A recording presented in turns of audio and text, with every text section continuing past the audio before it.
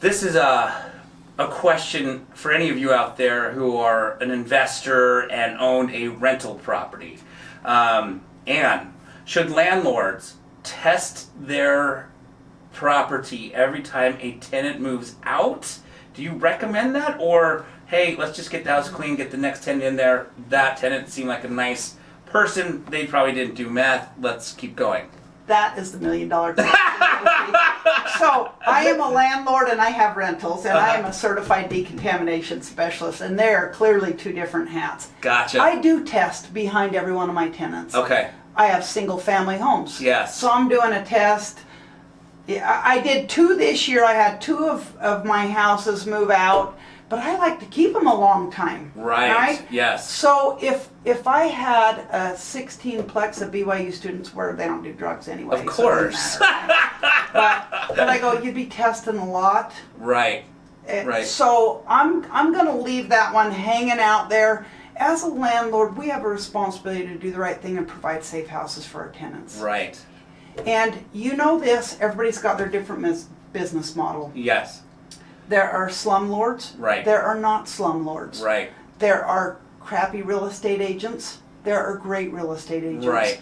There are, same thing with home investors. Right. Same thing with certified decontamination specialists. We all have our own different business model. Yeah. For me, I go, I want to sleep good at night. My head hits the pillow and I go, yay, Yeah. another safe house. Yeah. From a meth mob standpoint. Yep.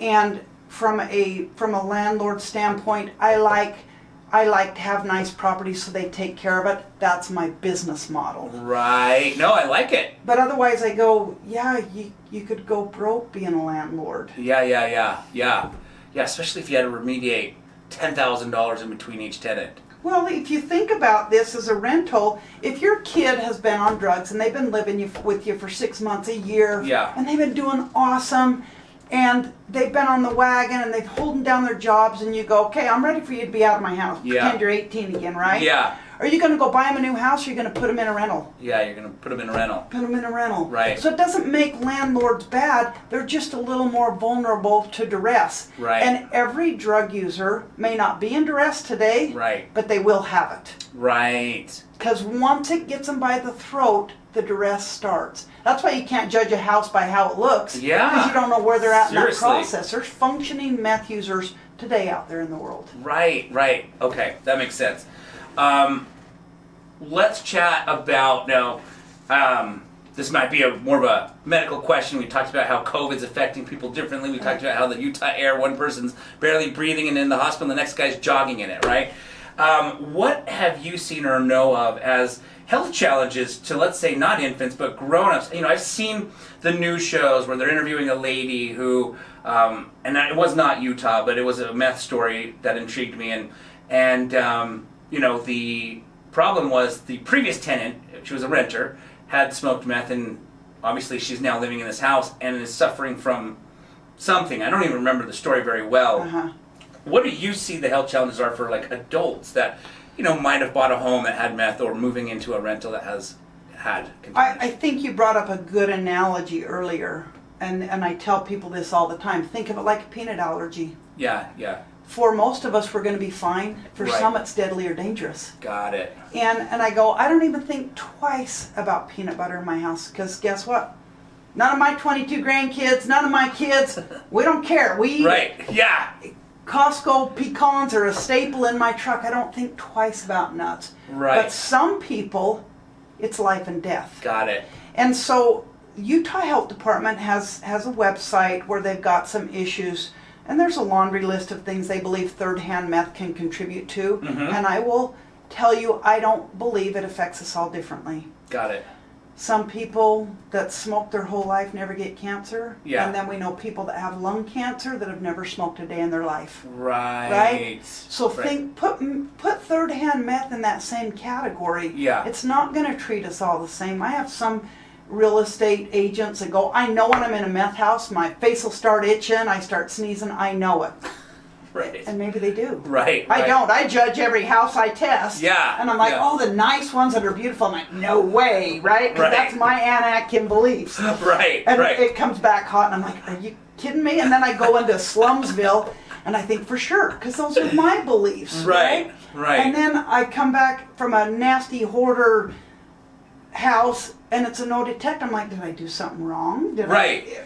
So there's no method to the madness, and it's not going to affect us all the same. I trust the health department. I trust there's issues. Yeah. I don't believe it's a big bad boogeyman. Nobody's getting out alive, right? Right. Nobody's getting out alive, but I do trust I can take care of the ones that are down there. Yes. That I can do something about. Right. You and I are going to drink. If there's anybody listening from Provo, I'll deny it. You know? Yeah.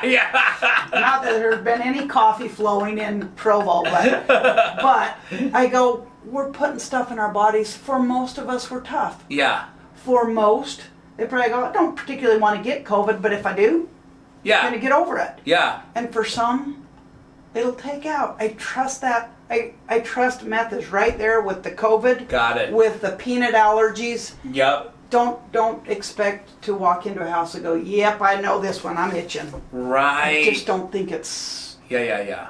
Exactly. like that. Yeah. I know that's a horrible answer. That's just my truthiest. Yes. That is a terrible word. That's the best answer I've got, truthiest. Yeah. It's a Provo word. Okay. Provo word, truthiest. Truthiest. Yeah. Wonderful. Excellent. Well, Ann, we have come to the end of our show. Thank you so much for sharing all of your wisdom with our listeners. Especially the ones out there, that are shopping for a home. We've now come to the conclusion that it is necessary It's a to spend that. no-brainer. Yeah, it's a no-brainer. Test every time. And thank you for letting me come on and share this information, because I think so many people just don't know why they should drop $150. Right. They get asked so much, and you get money fatigued in a real estate transaction. This is one you don't. Yes. You just pay the money just up pay the front money. to your home inspector. Yep. Just do it. Totally worth it. Okay. Yeah. And then if you find yourself in a situation where you need remediation, www.methmobs.com. No S. Methmob. Yep, methmob.com. 801-318-1583. We'll answer our phones and we'll help you. And you can call on anything. It doesn't have to be over the limit, under the limit. Most people just want information, and a lot of stuff doesn't need to be decontaminated, but somebody needs some information so they can sleep at night. Got it. Wonderful. Thank you. All right. Well, thank you, Ann. I appreciate you joining me. Yeah, thank you. I appreciate you, Yoshi. Awesome. And thanks for doing your best as an investor too. I appreciate I love that. dealing with investors that do the right thing. Thank you so much. I appreciate that. Yeah. Wonderful. Well, guys, you've been listening to K-Talk Radio 1640 AM, the show Utah Home Sweet Home. I'm your host, Yoshi Shiraki. Our guest today was Ann Atkin, and I hope all of you have a spectacular rest of the weekend. Okay, before we part ways, in case you have a dog or know someone else who does have a dog, I wanted to take a quick second to show you the Snap Leash. The Snap Leash can literally do so many things, and I'm going to share with you one of the many cool things that it can do. As you can see, the Snap Leash is designed with 2 swivel hooks, one on each end. This end has a cushion stitched into it to make it comfortable when walking your dog. Now, all you have to do is take this swivel hook, put it into this very first grommet, and now you've got your handle. Okay, so now let's imagine you're at the park and you want to secure your pet quickly, safely, and easily to a park bench, a tree, or a pole because you just want to sit down and relax. Well, all you need to do is take this swivel hook, remove it from the very first grommet, wrap this leash around any size tree or pole or park bench, and put it into the appropriate grommet. And now you have secured your pet quickly, safely, and easily. And when it's time to head home, another great feature about the Snap Leash is you can simply wrap it around your waist for hands-free walking. Lastly, if you ever accidentally forget your waist bags at home, these grommets make a great place to fasten the waist bags so you never leave home without them. And if you want to see all of the other cool things that the Snap Leash can do, then please just click on the link below and find out why so many others are falling in love with the Snap Leash.